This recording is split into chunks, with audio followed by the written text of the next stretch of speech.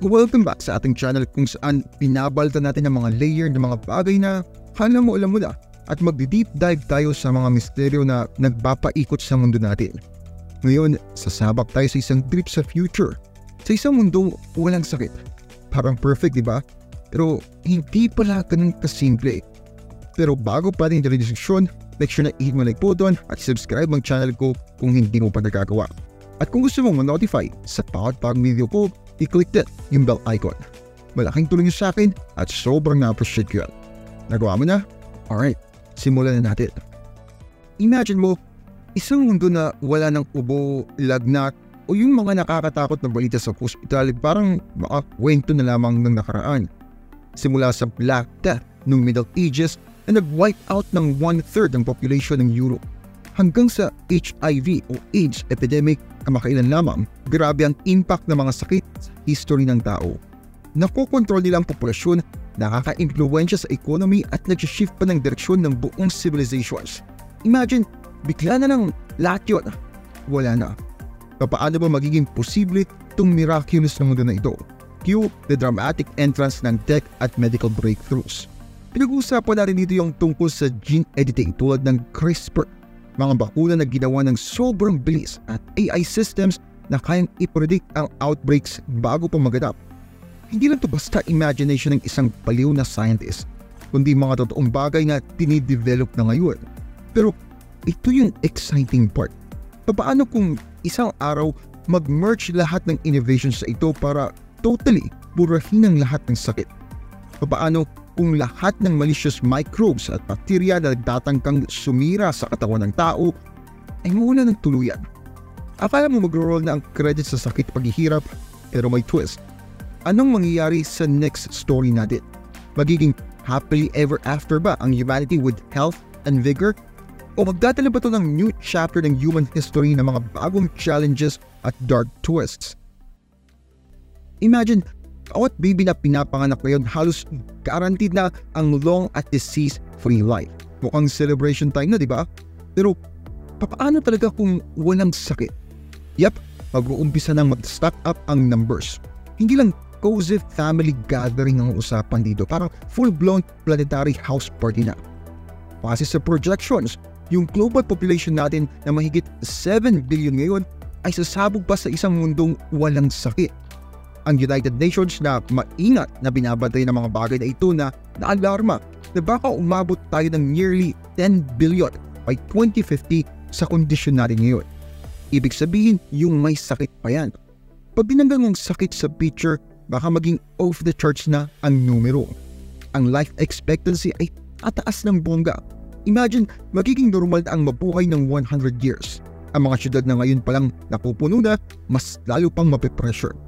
Kailangan natin ng sobrang daming pagkain, sobrang daming tubig, sobrang daming space at sobrang dami sa lahat. At hindi lang ito tungkol sa sapat na espasyo para makagalaw. Tungkol ito sa pagkakaroon ng sapat na mapagkukunan para mapanatili ang quality of life at matapos natin maitaboy ang mga sakit.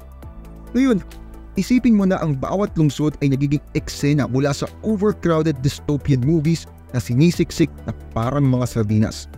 Mga skyscrapers na umaabot sa langit. Ginagawa ang lahat para magbigay ng tirahan sa lumulubong populasyon. Yung mga rural areas, well, nilamon na ng paglaki ng urban cities. Pero ito ang major issue. Paano kapag sobrang dami ng tao at hindi na sapat ang pagkain para sa lahat? So, the plot thickens. Paano kayo ito haharapin ng sangkatauhan? Mag-i-innovate ba tayo palabas dito? O ito na bang opening scene para sa mga conflicts dahil sa pagsigip ng espasyo at sa limited resources? Imagine, gigising ka sa isang mundo na ang morning rush ay hindi lang tungkol sa pag-iwas sa traffic, kundi makakakuha ka ng yung slice of bread para sa araw na yun. Dahil sa pag-boom ng global population at walang namamatay sa sakit, sumisipa ng todo ang demand sa essentials tulad ng tubig, pagkain at energy. Pero hindi naman lumalaki ang pantry ng Earth. May limit lang ang kaya nitong ilabas. Ang tubig ay buhay, di ba? Pero sa siksikang future natin, pwede rin ito maging source ng gulo. Yung mga freshwater resources na ngayon palang stressed out na, pwedeng maging mga battlegrounds sa hinaharap. Picture this, Yung mga ilog at mga lawa sobrang overdrawn at populated at polluted na nagiging flashpoints para sa conflicts habang nag-aagawan ng mga bansa at communities sa paubos na supplies. Kasunod ng kakulangan sa tubig ang syempre kakulangan sa pagkain. Sa mas maraming bibig na papakainin, mahihirapan ng mga sistemang agricultural na makasabay sa kabila ng mga pag-unlad sa teknolohiya. Yung lupa mostly nasakop na yan ng urban expansion. Hindi na kayang mag-produce ng bounty na kailangan para pakainin ang crowded na mundo. Ang high-tech farming at genetically modified crops ay nabibigay ng kakaunting pag-asa. Pero sapat ba to para ma-outrun ng tumataas na demand? At huwag nating kalimutan ang energy. Ang mas malaking population hindi lang kailangan ng more food at more water, kundi pati na rin more power para pailawan ang malawak na stretches ng mega cities, para patakbuhin ng mga sasakyan na nag-uunahan sa highway, at para patakbuhin ng mga factory na kailangan mag-overtime para masupply ang laging gutom na consumer base. Kasama sa solusyon ang renewable energy sources, pero baka hindi makahabol ang transition sa pace ng population growth. Ang banta ng conflict ay malaki sa mundong ito na constrained ang resources. Pwedeng mapunta ang mga bansa sa isang bagong klase ng warfare, kung hindi dahil sa ideologies o territories, kundi dahil sa basic building blocks of life, ang water, ang food, at ang energy. Pero pwede kaya na puwersahin tayo ng crisis na ito na mag-innovate ng matindi? O hahantong ba ito sa total chaos? Ikaw, ano sa tingin mo? Dahil wala ng sakit, meron tayong lumalaking populasyon na mas matagal na bubuhay kaysa dati. Ngayon, kahit hindi na sila nakikipaglaban sa traditional diseases, kailangan pa rin nila magpa-check up. Think about yung mga age-related conditions na hindi basta mawawala kahit wala na ang mga pathogens. Ang demand ay lumilipat mula sa paggamot ng sakit patungo sa pagpapanatili ng kalusugan at pamamahala ng mga karamdaman ng katandaan. Tapos, kailangan din nating tignan ang workforce. Mas healthy na populasyon, meaning mas robust ang workforce. Kaya naman, kaya nila magtrabaho ng mas matagal at mag-retire ng mas late. Pwede itong magpa-boost ng economic productivity sa una, pero it also means na mas mahirap para sa younger generations na umakyat sa career ladder. Dahil yung mga veterano matagal pa bago bumitaw sa mga posisyon nila. Plus, yung mga pension systems, sobrang mapipressure. Kaya ng ekonomiya na agad mag-adjust sa mas mahaba at healthier lives na ito without capsizing. At meron pang isang economic curveball, ang technology. Yung same innovations na nagpapaalis ng mga sakit, baka magsimula ng palitan yung mga trabaho ng tao, ang automation at AI. Pwede sila mag-take over ng roles sa iba't ibang industries, mula manufacturing hanggang sa services. Anong mangyayari kung mas maraming tao pero mas kaunti ang trabaho?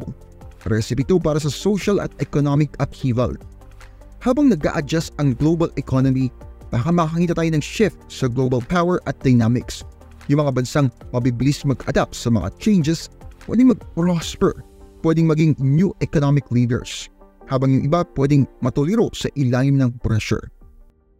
Una sa lahat, grabe talaga ang power ng genetic engineering at life extension techs.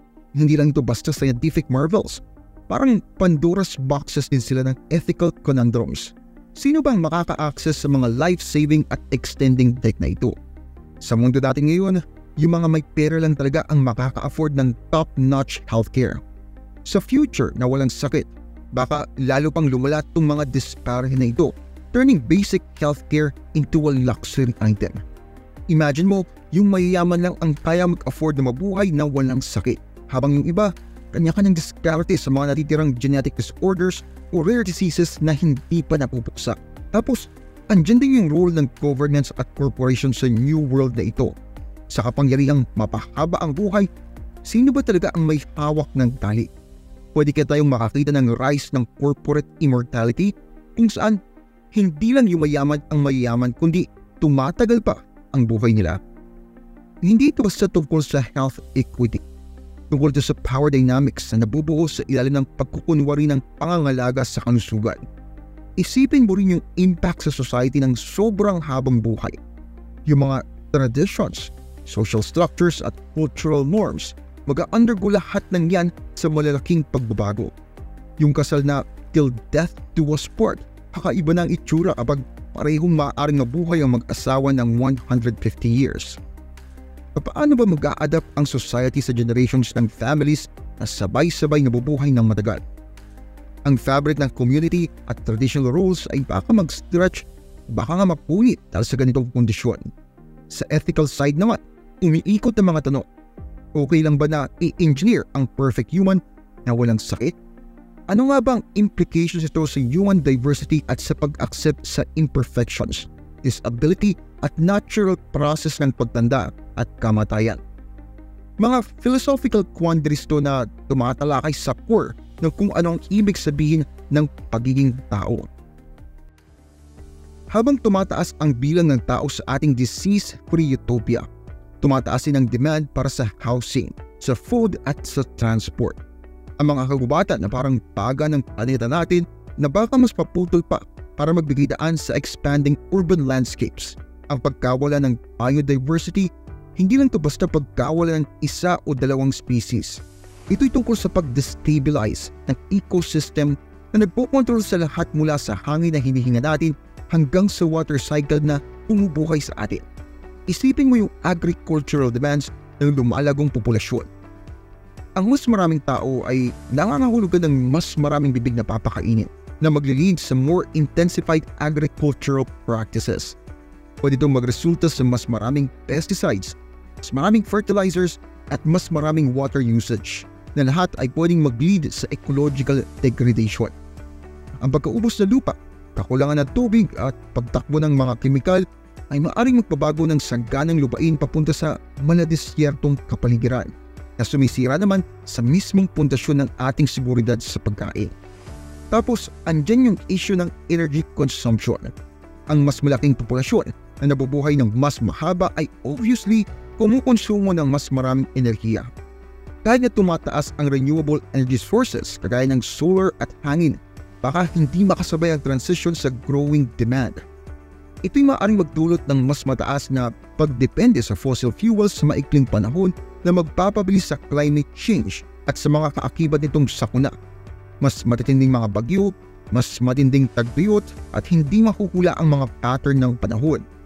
At huwag nating kalimutan ang basura. More people equals more waste production, maging ito man ay plastic, electronic waste o household garbage. Ang hangon ng pag-manage ng basurang ito nang hindi sinasakal ang ating planeta ay lalong nagiging mahirap. Papaatin mapapanatili ang isang malinis at malusog na kapaligiran kung ang bawat sulok ng mundo ay puno ng mga tao at kanilang mga byproducts. At dito na nagtatapos ang paglalakbay natin sa isang mundong walang sakit. In-explore natin ang mga unexpected twists at ginalugad ang bawat madidilim na sulok ng mundong ito.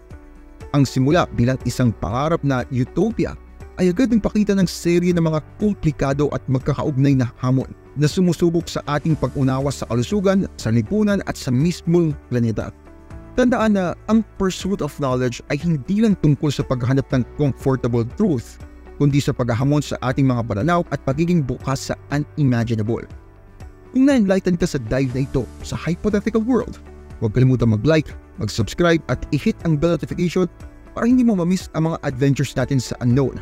I-share mo naman ang iniisip mo at theories sa comment section. Ano ba sa tingin mo ang itsura ng isang mundong walang sakit? Ano bang topics kaya ang dapat nating talakayin sa susunod? Lagay mo naman dyan sa comment section. Kung nagustuhan mong ginagawa ko dito, huwag kalimutan mag-like, mag-subscribe. Maraming salamat sa panonood at kita-kits tayo sa next video. Maraming salamat po sa inyong panonood. Kung mahilig kayo sa history, mystery, religion, urban legends at iba pa, paki-subscribe naman po ang isa kong channel, ang Libro. May bagong videos po every week. Paki-like at paki-follow na rin po ang aking Facebook page. Muli, maraming salamat po. Maraming salamat lalo na sa mga solid supporter na sina